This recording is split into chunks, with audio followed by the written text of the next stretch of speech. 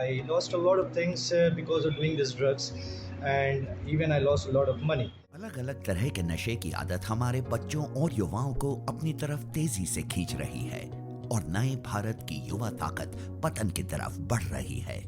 इस नशे की चपेट के अनुमान लगाने के लिए सामाजिक न्याय और अधिकारिता मंत्रालय ने NDDTC एम्स नई दिल्ली को सर्वे का कार्य दिया, जिसने 2019 में एक रिपोर्ट प्रकाशित की। इसके अनुसार भारत के अलग अलग वर्गों और जनसंख्या के बीच नशीले पदार्थों का इस्तेमाल कितना फैल गया है वो बताया गया है। इस रिपोर्ट का नाम था magnitude of substance use in India.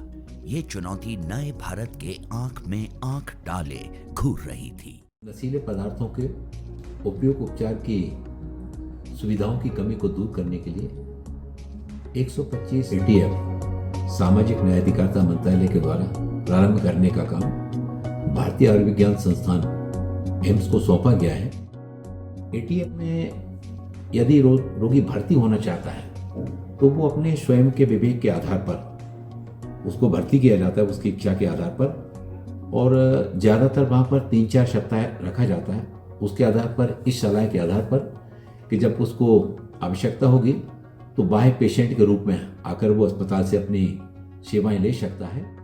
बहुत सारे सरकारी अस्पतालों को इस योजना का भागीदार बनाया गया और ATF को स्थापित करने और लागू करने के लिए केंद्रीय सरकार से 100% वित्तीय सहायता और समर्थन दिया गया। तो इस स्कीम के तहत मिनिस्ट्री और एम्स इस बात को सुनिश्चित करते हैं कि जहां जहां पर एडिक्शन ट्रीटमेंट फैसिलिटीज हैं, वहां पर जो भी सरकारी अस्पताल इस स्कीम का हिस्सा हैं, उनको स्टाफ हायर करने के लिए, यानी कि एक डॉक्टर, नर्स, काउंसलर, इनको नौकरी पर रखने के लिए और इनकी ट्रेनिंग करने के लिए, उसके लिए सपोर्ट दिया जाता है। ATF में उपचार पाना आसान है। पहले नशे के आदी व्यक्ति एडिक्टेड पेशेंट का पंजीकरण करवाएं।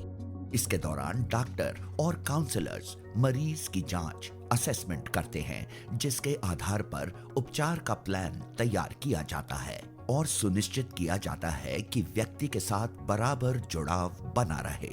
खास बात यह है कि हितग्राही के उपचार के लिए सारी दवाइयां ATF द्वारा मुफ्त में दी जाती हैं। I am really thankful today to the God who has given me this chance, and also to the De-Addiction Center for showing me that